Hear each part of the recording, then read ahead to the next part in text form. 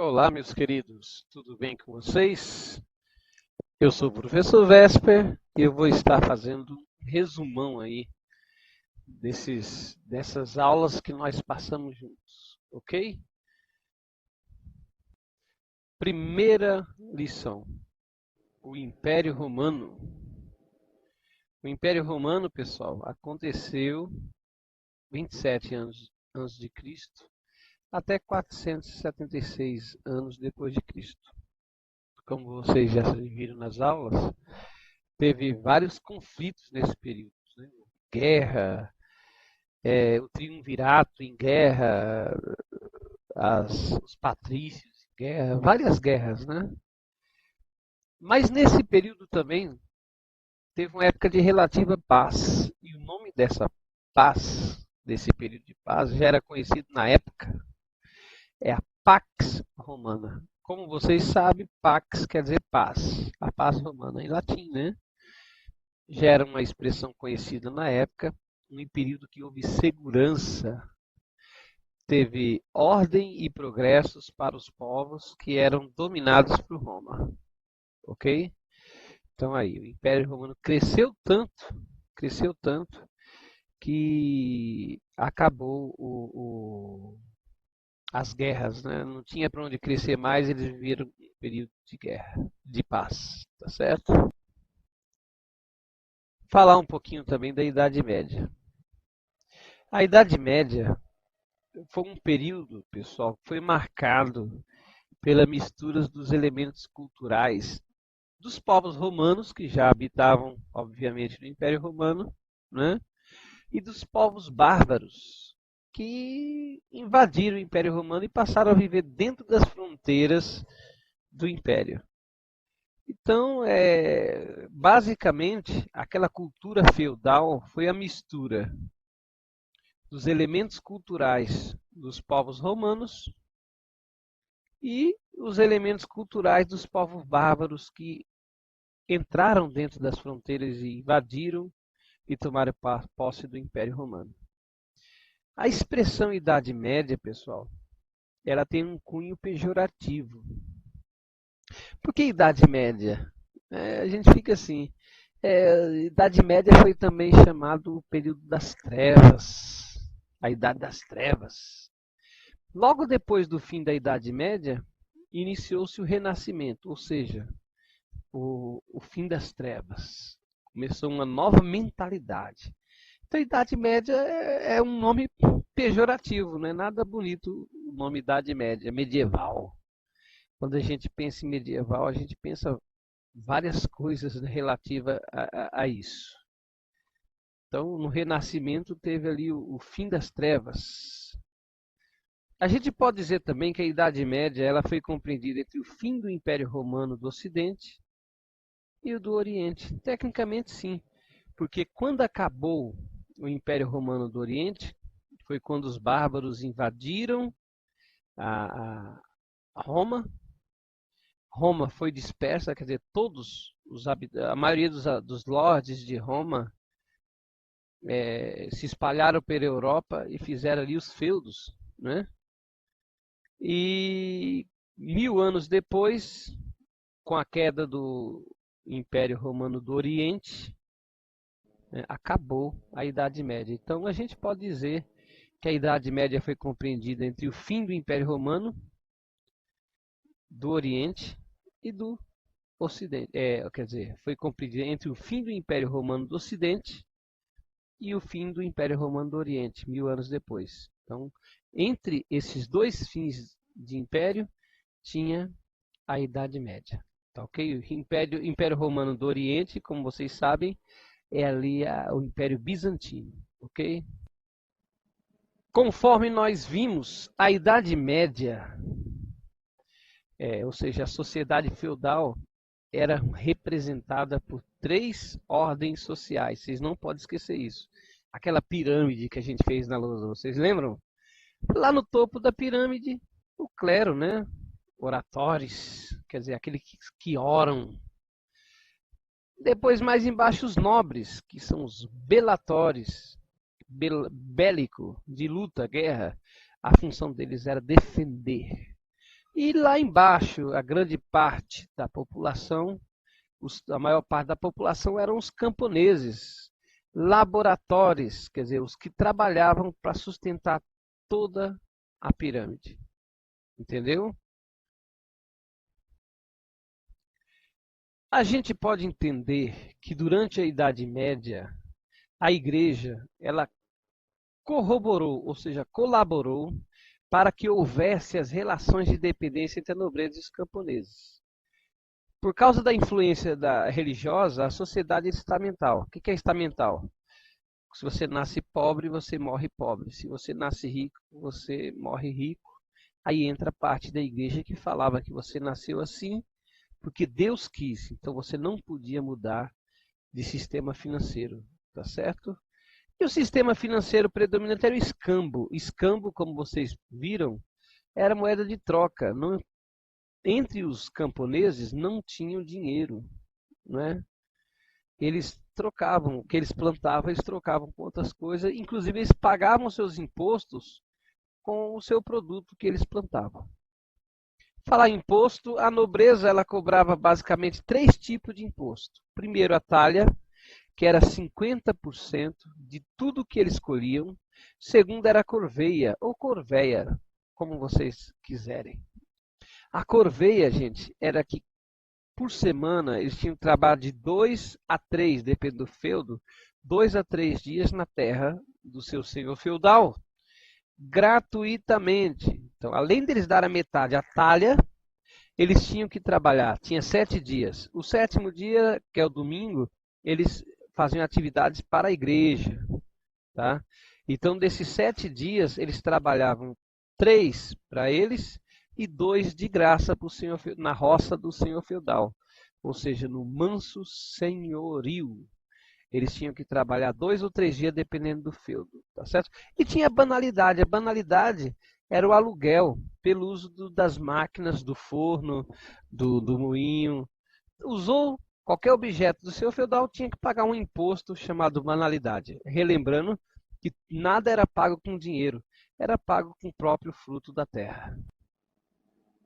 Opa, meus amigos, aí vamos entrar na Primeira Guerra Mundial.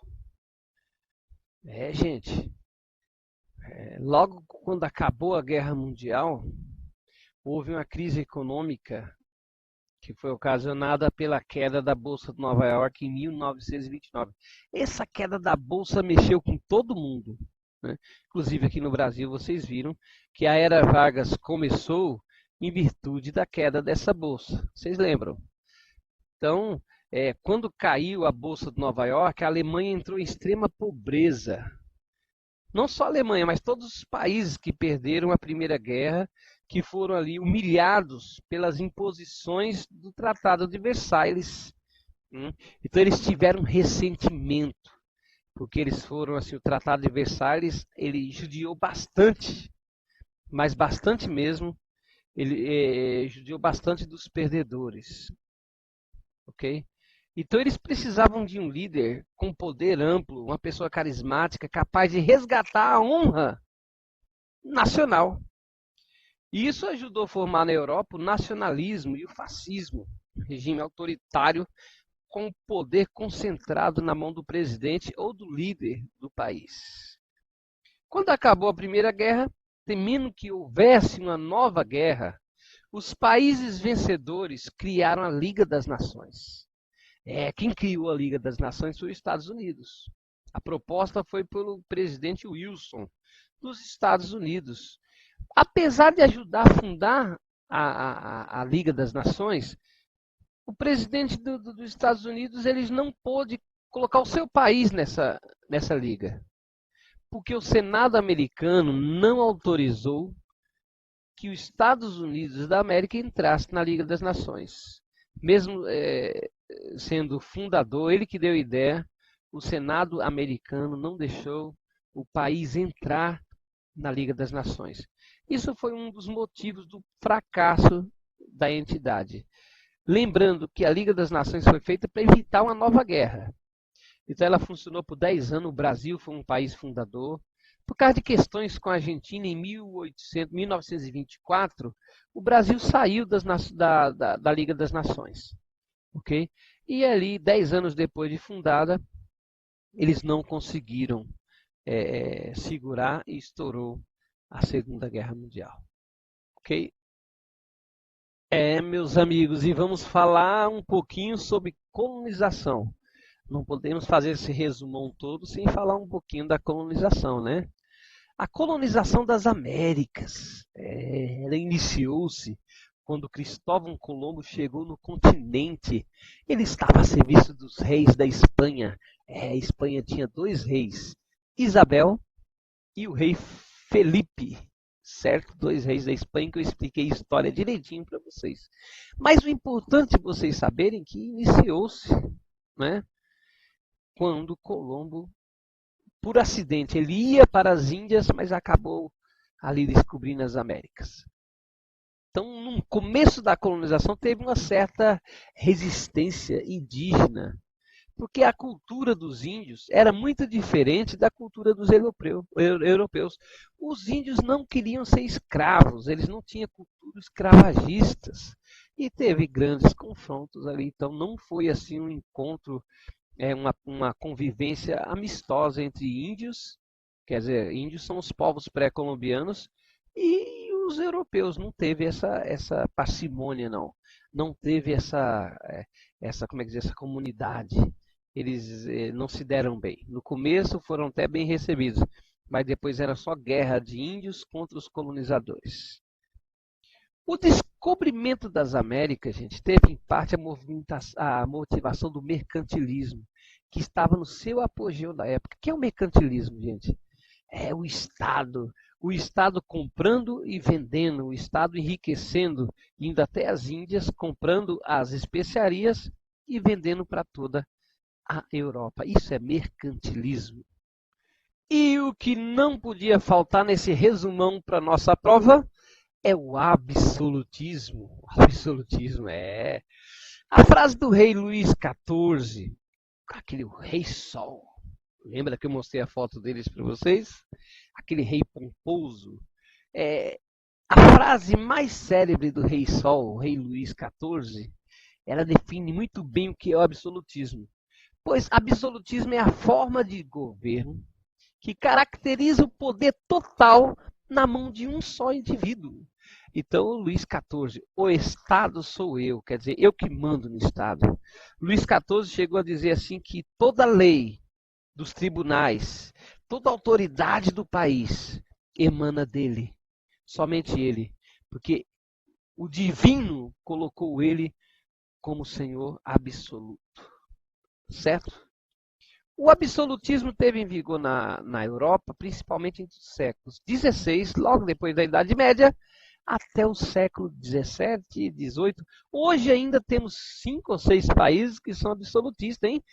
Pleno 2018 ainda temos países com regime absoluto. Tá certo? Depois da Idade Média, para facilitar as negociações dos burgueses, a burguesia apoiou o sistema absolutista, né? Mais para frente, essa própria burguesia falou, não, chega, não queremos mais o absolutismo. Isso aí vocês viram a história dos girondinos e os jacobinos, ok? E por falar em absolutismo, vamos falar de independência do Brasil, não pode faltar no nosso resumão. Pessoal, o Brasil começou a ficar independente com a chegada da corte portuguesa no Brasil em 1808. Gerou impactos, né, essa chegada, que resultaram no início de processo de independência do Brasil. Com a chegada da coroa portuguesa, o rei de Portugal, junto com todo o seu séquito real, todos os seus, como é que eu posso dizer, a corte do rei, o Brasil perdeu o status de colônia e se torna Reino Unido com Portugal. Só que em 1809, por volta de 1819, aliás, quando a coroa portuguesa teve que voltar para Portugal, as elites coloniais apoiaram a independência, temendo que com a ida da família real para Portugal, a volta, né, da família real para Portugal, ia começar um novo processo de recolonização. Eles não queriam cair do status do Reino Unido para status de colônia. Então, eles apoiaram, a elite brasileira apoiou o processo de independência. A população em geral, o povo, ele não participou efetivamente desse processo, né, que, como vocês sabem, se efetuou 7 de setembro de 1822, com Dom Pedro assumindo ali a alcunha de Dom Pedro I, junto com a elite brasileira, em 7 de setembro de 1862. Independência ou morte! E o Brasil se tornou aí independente. E por falar em Brasil independente, logo depois da independência, começamos, logicamente, o Brasil Império. Só que com pouco tempo que Dom Pedro estava na frente do Império Brasileiro, ele teve que voltar para Portugal. E ele abdicou o trono brasileiro em favor do seu filho, Pedro de Alcântara, que era muito jovem para governar. Por isso, constitucionalmente, foi eleitas regências. Pessoas que iam governar o Brasil enquanto Pedro não tivesse a idade de ser coroado. Os regentes, embora apoiados pela Constituição, eles não gozavam apoio da população. Isso aconteceu, por isso aconteceu muitas revoltas no período regencial. O período regencial de 1831 a 1840. Muitas guerras aconteceram, revoltas aconteceram nessa época. Por isso, houve o golpe da maioridade. Ou seja, esse golpe fez com que Dom Pedro de Alcântara assumisse o poder com 15 anos, ou seja, bem antes dos 18 anos que a lei rezava. Como foi esse golpe da maioridade? Os regentes ali, eles passaram uma lei que a maioridade no Brasil era a partir dos 15 anos. Para quê? Para que Dom Pedro pudesse assumir o trono do Brasil. E ele assumiu com 15 anos por causa desse tal golpe da maioridade. Entendido?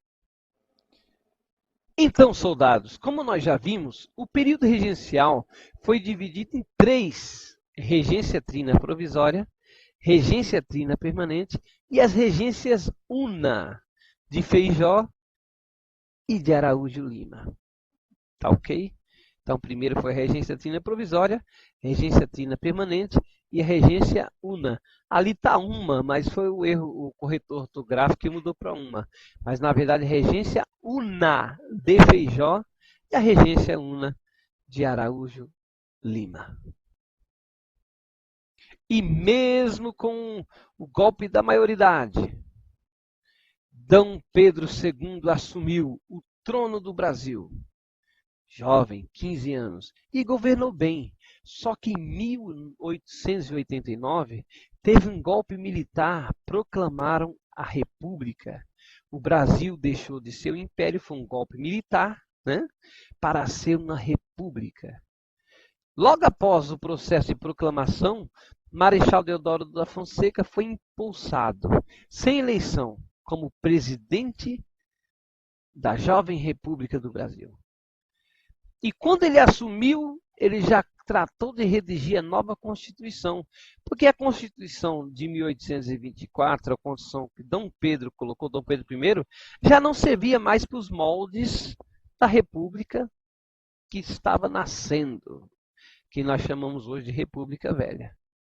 Então, ele promulgou uma Constituição nova em 1892. Essa Constituição, né, chamada Constituição das Oligarquias. Oligarquias quer dizer uma coisa como poucos no poder. Né? A Constituição do café. A oligarquia era um grupo, ou os grupos que dominavam o Brasil eram a indústria do café, do leite e outras oligarquias mais. Então, a Constituição de 1892 não garantia à população os direitos de participar ativamente das políticas. Né? É por isso que era chamada a Constituição das Oligarquias. E eu não poderia deixar de falar da Segunda Grande Guerra Mundial. Foi sangrenta. Se a Primeira Guerra Mundial foi o bicho, a Segunda foi pior ainda.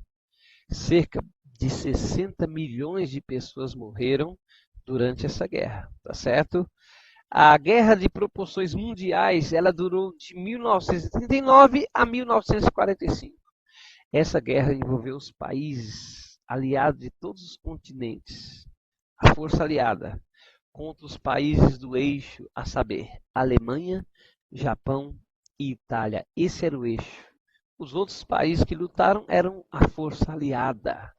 Depois dessa guerra, a Europa regrediu economicamente, pois ela ficou literalmente destruída. Vale a pena lembrar que um dos principais fatores dessa Segunda Guerra foi o ressentimento pelas duras imposições do Tratado de Versalhes. Era o mundo, gente, contra a política fascista de Mussolini, a política nazista de Hitler na Alemanha e a política imperialista do imperador do Japão, que tinha invadido ali a China, né, ok?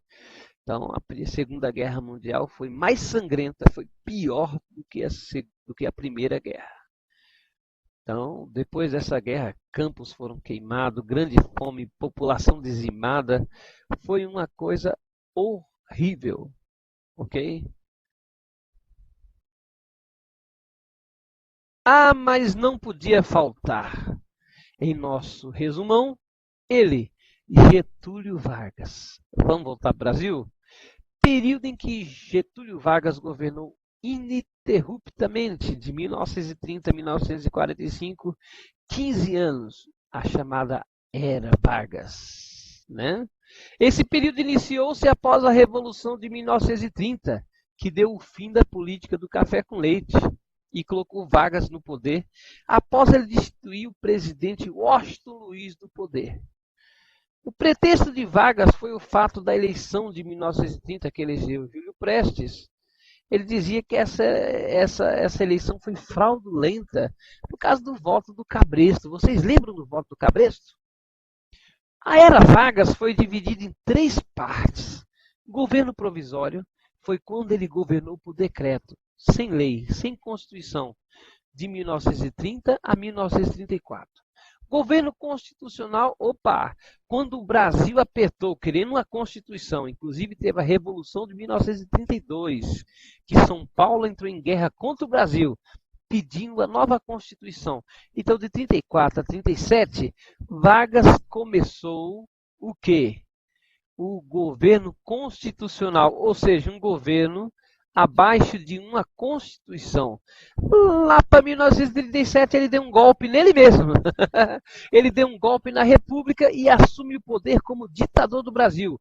E fundou ali o Estado Novo, que foi até 1945, onde acabou a Era Vargas. É isso aí, meus amigos. Eu fiz esse resumão para vocês aí terem uma base para vocês poderem estudar para a prova, ok?